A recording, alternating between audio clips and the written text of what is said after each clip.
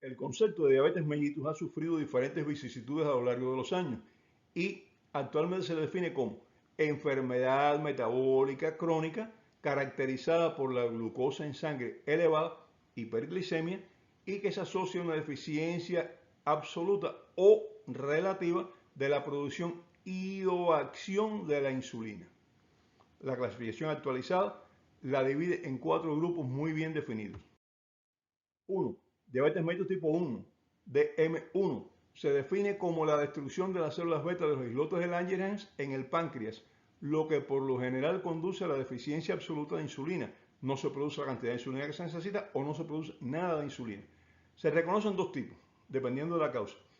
El tipo A es inmunológico, es decir, hay una causa autoinmune donde la persona produce anticuerpos contra las células beta del páncreas o contra la insulina y destruye esta insulina o estas células productoras de insulina.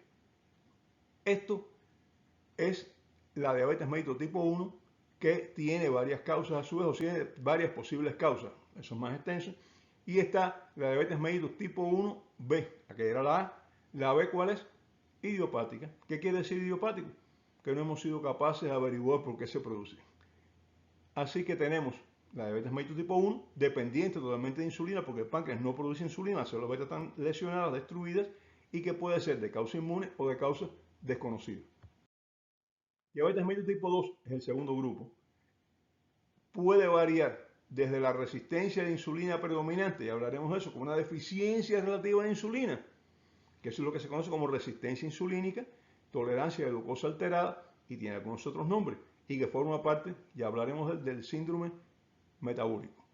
Y la otra forma también es una forma en la cual existe un defecto predominante de la secreción de insulina, es decir, disminuida está, la secreción de insulina está disminuida, la insulina no tiene la calidad que se necesita, con una resistencia en los receptores periféricos a la acción de la insulina. Para los no médicos, las células no son lo suficientemente sensibles a la insulina, por lo que responden más débilmente a esta hormona, y eso se asocia con que hay una menor producción de insulina por el páncreas. Es decir, la primera, resistencia a la acción de la insulina. En la segunda, pues entonces aparece una disminución relativa de la cantidad de insulina que se produce, con también una resistencia periférica a los tejidos. En las dos hay resistencia periférica, pero en una la cantidad de insulina incluso está aumentada en ocasiones y en la otra está disminuida. Otros tipos específicos, hay 8 grupos definidos. Y la diabetes gestacional, son los 4 grupos: diabetes mellitus tipo 1, diabetes mellitus tipo 2, otros tipos específicos, y la diabetes gestacional. La diabetes gestacional es la diabetes del embarazo. Comenzaremos por recorrer muy rápidamente los otros tipos específicos y después exponer las características principales de la diabetes del embarazo. ¿Para qué? Para centrarnos en los demás programas en la diabetes tipo 1 y la diabetes tipo 2. ¿Por qué? Porque otros tipos específicos de la diabetes gestacional no son la diabetes de causa no exacta, no bien precisada. Es la diabetes que tiene una causa conocida y vamos a hablar de ellas. Veamos ahora los tipos específicos. Estas son las enfermedades en las que aparece hiperglicemia, aumento del azúcar en sangre, y que por tanto son tipos de diabetes. Pero la causa es una enfermedad de base bien identificada. No es como en la diabetes mellitus, mecanismos de tipo inmunológico, mecanismos de tipo de varios tipos, que hablaremos de eso también. Otros tipos específicos de diabetes. Tenemos el grupo A, que son los efectos genéticos de la función de las células beta de los islotes del páncreas. Aquí este grupo es un grupo bastante homogéneo, son alguna serie de pacientes que tienen una serie de características comunes, y esto ha permitido agruparlos en lo que se conoce como diabetes MODY. MODY es el acrónimo de diabetes del adulto de comienzo en jóvenes, en inglés desde luego, ¿no? Es una enfermedad genética, o sea, un grupo de enfermedades genéticas, son monogénicas, es decir, tienen alterado un solo gen, y este gen es hereditario, es dominante, tiene una alta penetración. Si uno de los progenitores tiene este gen alterado, pues entonces el 50% de las probabilidades que cualquiera de los descendientes vaya a padecer también de diabetes MODY. Comienza antes de los 25 años, es otra característica que tiene, es hereditaria, autosómica, ya lo dijimos. Por lo general existen antecedentes familiares, por lo menos en 3 generaciones de herencia de esta diabetes. Clínicamente se comporta como una diabetes mellitus tipo 2, por lo general de evolución bastante benigna, una evolución lenta, progresiva, sin complicaciones, vamos a hablar de esto, ¿no? No se asocia ni con obesidad ni con sobrepeso, y se caracteriza por un déficit en la secreción de insulina, aunque se agregan insulina, lo que no es suficiente, pero no suelen necesitar. Por esto mismo, como ellos tienen una secreción de insulina que no es suficiente, pero se agrega insulina, no tienen necesidad de insulina en el tratamiento por lo general. Se han identificado 6 grupos, cada uno de ellos con un defecto en un gen específico, excepto entre el 15 y el 20% que no se ha identificado defecto en los genes.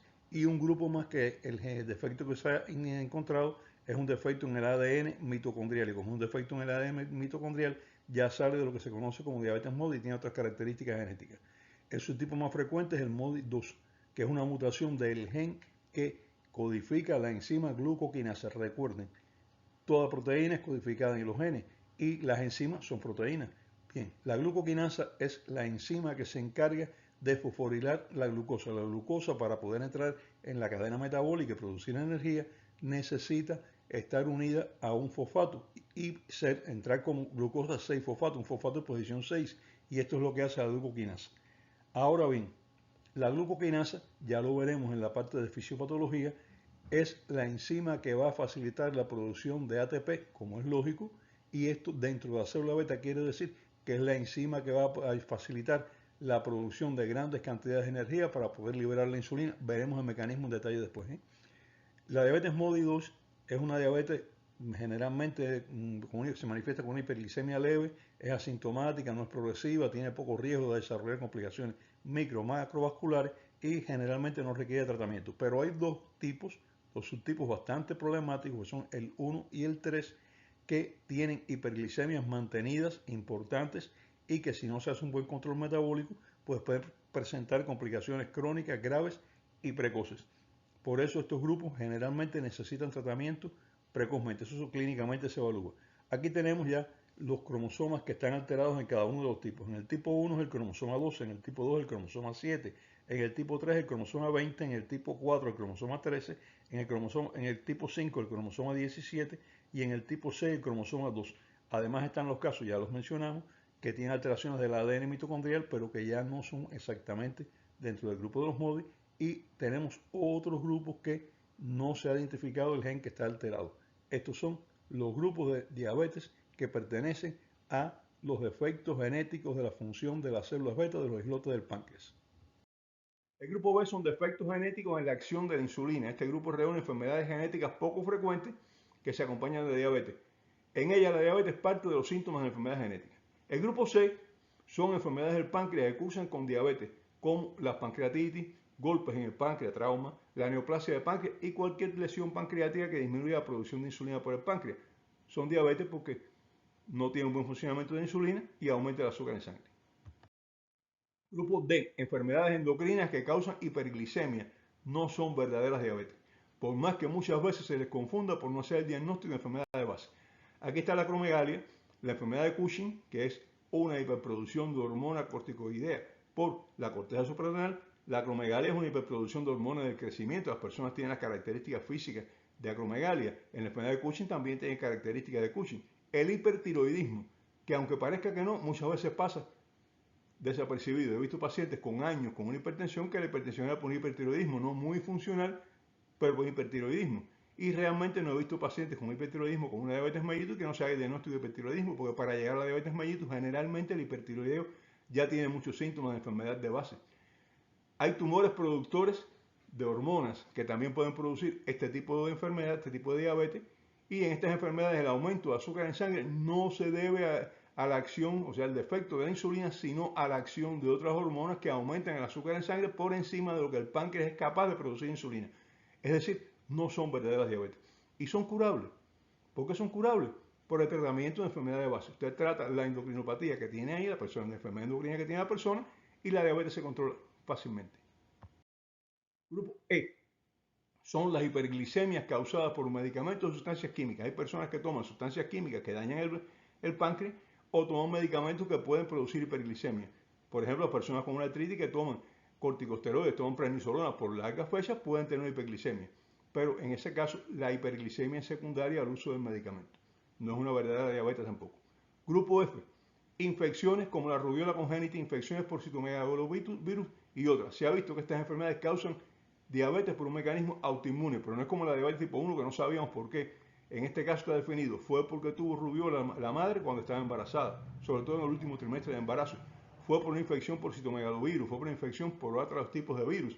Y esto que hace que el páncreas sufra una lesión autoinmune, se producen anticuerpos contra estos virus que pueden afectar el páncreas y la persona pues tiene una diabetes, pero una diabetes con una causa muy bien definida. Grupo G, formas no frecuentes de diabetes que se relacionan con enfermedades inmunológicas. Esto es un poco vago, pero hay varias enfermedades aquí, pero son poco frecuentes, gracias a Dios también, ¿no? Grupo H, otros síndromes genéticos asociados con diabetes, como el síndrome de Down, muy conocido, el síndrome de Turner, menos conocido, el síndrome de Klinefelter, también menos conocido, y algunos otros síndromes que son genéticos todos ellos. En ellos la diabetes no siempre se manifiesta y tiende a ser leve. O sea, son personas que tienen esta enfermedad y que lo más probable es que no tengan diabetes, pero puede aparecer una diabetes asociada con la enfermedad, pero una diabetes leve que resuelve fácilmente con medicamentos, con dieta. No es un gran problema.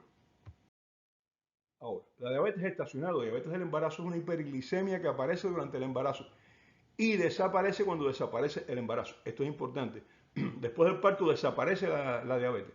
Si una hiperglicemia diagnosticada durante el embarazo se mantiene después del parto, no es una diabetes del embarazo, es una diabetes mellitus diagnosticada en el momento que la paciente está embarazada, pero no ha sido causada por el embarazo.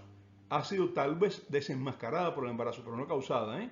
No es una diabetes del embarazo. La diabetes del embarazo, cuando la mujer pare, se acabó el embarazo, se acabó la diabetes también. Se relaciona con hormonas segregadas durante el embarazo, entre ellas la somatotropina coriónica y los esteroides placentarios, que son probablemente los que causan la hiperglicemia y la diabetes gestacional. Se acabó el embarazo, se acabó la producción de estas hormonas, se acabó la diabetes. Pero cuidado, estas personas tienen propensión a ser diabéticas en un futuro. Es decir, ellas tienen algún defecto que facilitó que estas hormonas que se segregan durante el embarazo normalmente causaran diabetes. Se han identificado una serie de factores de riesgo para padecerla. Por ejemplo, mujeres que tienen familiares diabéticos.